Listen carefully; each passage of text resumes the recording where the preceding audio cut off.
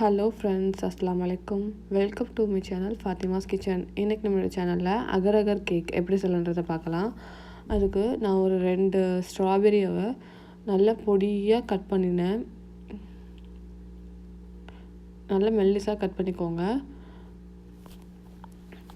அப்புறம் ஒரு cake pan எடுத்துக்கோங்க. அதில் வந்து தண்ணி எதுவுமே இல்லாமல் ஃபுல்லாக கம்ப்ளீட் தொடச்சிட்டு, அதுக்கப்புறமா இந்த ஸ்ட்ராபெரி வச்சு உங்களுக்கு என்ன மாதிரி டிசைன் வேணுமோ அந்த மாதிரி டிசைன் பண்ணிக்கோங்க.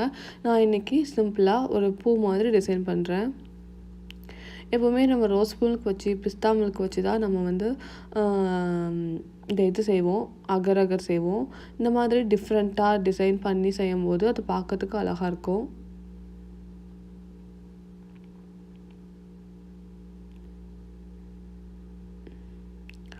இது வந்து நீங்கள் செட் பண்ணதுக்கப்புறமா ஒரு 10 மினிட்ஸ் ஃப்ரீசரில் வச்சு எடுத்துடலாம்.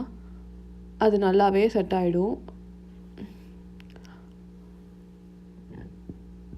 அதுக்கப்புறம் ஒரு கடல் பாசியை வந்து ஒரு கைப்பிடி 8 கிராம் இருக்க மாதிரி கடல் பாசியை தண்ணியில் வந்து ஊற போடுறேன் 10 மினிட்ஸ்.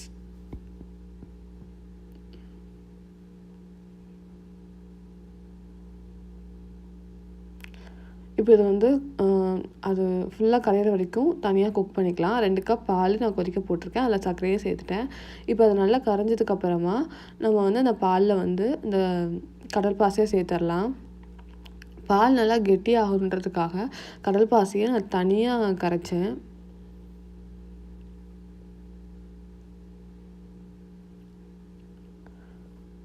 வடிகட்டும் போது அந்த சின்ன சின்ன கடல் பாசி துண்டுலாம் இதில் வடிகட்டிலே வந்துடும். வடிகட்டாமல் விட்டோன்னா அந்த பாலில் வந்து குட்டி குட்டியாக கிடக்கும்.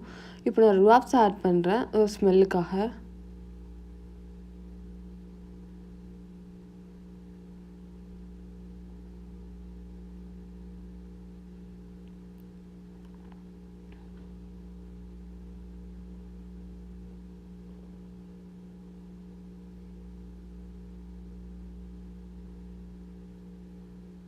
இப்போது இதை வந்து கேக் பேனுக்கு மாற்றிடலாம். இந்த கேக் பேன் 10 மினிட்ஸ்க்கு அப்புறமா நான் எடுத்துட்டேன். இதை வந்து கேர்ஃபுல்லாக அந்த ஸ்ட்ராபெரிஸ் மேலே நம்ம மெதுவாக ஊற்றணும்.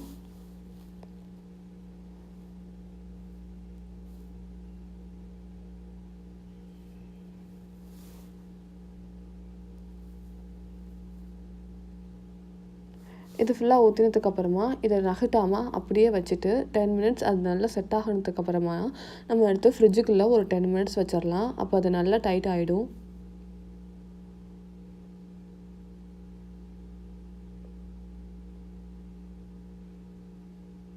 இப்போ இதை ஃப்ரிட்ஜில் வச்சிடலாம். நான் வந்து செகண்ட் லேயருக்கு கடல் பாசி எடுக்கிறேன். அதே அளவு கடல் பாசியை ஒரு 10 நிமிஷம் ஊற போடுறேன். அதே மாதிரி 2 கப் தண்ணி எடுத்திருக்கேன். தண்ணி நல்லா கொதிச்சதுக்கப்புறமா அதில் சர்க்கரை சேர்த்துக்கலாம். தேவையான அளவு சர்க்கரை.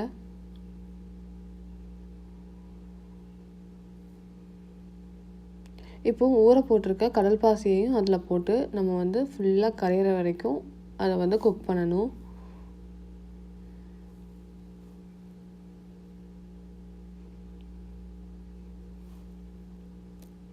இப்போ கடல் பாசி சேர்த்துடலாம்.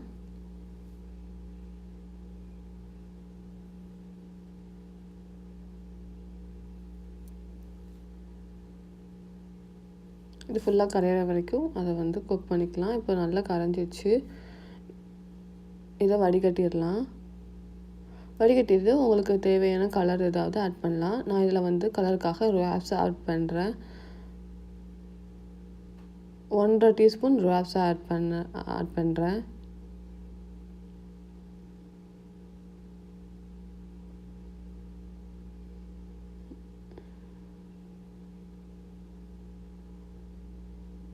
ரூஆப்ஸா உங்களுக்கு எந்த அளவுக்கு கலர் வேணுமோ அந்த அளவுக்கு ரூஆப்ஸா ஆட் பண்ணிக்கலாம். நான் வந்து கொஞ்சம் மைல்ட் ரெட் கலர் வர வரைக்கும் ரூஆப்ஸா ஆட் பண்ணினேன். அது வந்து ஒரு 1.5 டீஸ்பூன் ஆட் பண்ணினேன்.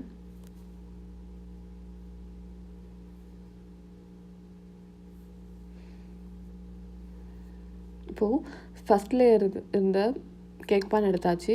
அந்த ஃபஸ்ட் லேயருக்கு மேலே அந்த டூத் பிக் வச்சு அங்கங்கே ஒரு ஹோல் போட்டுக்கலாம். அப்படி ஹோல் போடும்போது செகண்ட் லேயர் ஊற்றும் போது அந்த செகண்ட் லேயருடைய தண்ணி வந்து உள்ள வரைக்கும் போயிடும்.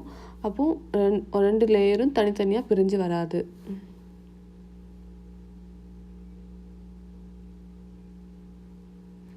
செகண்ட் லேயர் ஊற்றிடலாம். இதையும் அகட்டாமல் ஒரு 10 மினிட்ஸ் அப்படியே வச்சுட்டு நல்லா அது கெட்டியானதுக்கப்புறமா அதை எடுத்து ஃப்ரிட்ஜில் ஒரு 10 மினிட்ஸ் வச்சிடலாம்.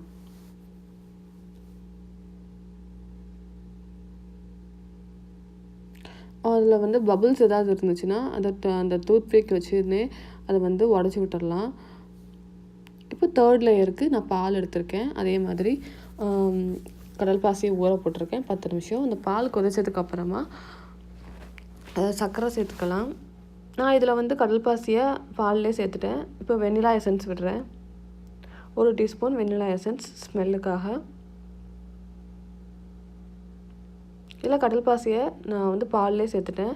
எனக்கு வந்து ரொம்ப பால் வந்து கெட்டியாகணுன்ட்டு எதிர்பார்க்கல. அதனால் பால்லே சேர்த்து அது நல்லா கரையிற வரைக்கும் குக் பண்ணுறேன். இப்போ வந்து நல்லாவே கரைஞ்சிச்சு. இதை வடிகட்டிடலாம். இப்போ கேக் பேனில் மறுபடியும் அதே மாதிரி அங்கங்கே ஹோல் போட்டுக்கலாம். கீழே உள்ள லேயர் மேலே உள்ள லேயர் ஊற்றும் போது கீழே வரைக்கும் போய் செட் ஆகிறதுக்காக பிரிஞ்சு வராமல் இருக்கும். இப்போது 3வது லேயருக்கு எடுத்துருக்க பாலையும் மேலே ஊற்றிட்டு பபுள்ஸ் போக்குறதுக்காக அங்கங்கே அந்த பபுள்ஸை எடுத்து விட்டுட்டு அதை அப்படியே வச்சு ஒரு 10 மினிட்ஸ்க்கு அப்புறமா நம்ம ஃப்ரிட்ஜில் வச்சிடலாம். 6 மணி நேரம் நான் ஃப்ரிட்ஜில் வச்சுட்டேன். இப்போ 6 மணி நேரத்துக்கு அப்புறமா கத்தி வச்சு லைட்டாக அதை ஒட்டிகிட்டு இருக்கிறத வந்து கொஞ்சம் விலக்கி விட்டுட்டு அதை வந்து பார்த்து திருப்பணும்.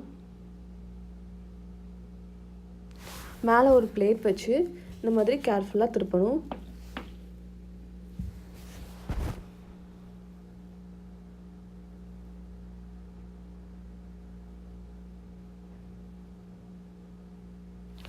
மேலேயும் சைட்லேயும் 2 தடவை தட்டினாலே அது உள்ளே இருக்க நம்ம இந்த கடல் பாசி வந்து கேக் வந்து விழுந்துடும். இந்த மாதிரி 2 தடவை தட்டினாலே அது விழுந்துடும். இப்போது சூப்பராக கடல் பாசி கேக் வந்து நம்மளுக்கு ரெடி ஆகிடுச்சு. இந்த நோம்பில் நீங்கள் இந்த மாதிரி செஞ்சு பாருங்கள். இதை பற்றின கமெண்டை எனக்கு கமெண்ட் செக்ஷனில் சென்ட் பண்ணுங்கள். இந்த ரெசிபி பிடிச்சிருந்ததுன்னா லைக் பண்ணுங்கள், ஷேர் பண்ணுங்கள், கண்டிப்பாக சப்ஸ்கிரைப் பண்ணுங்கள். Thank you so much.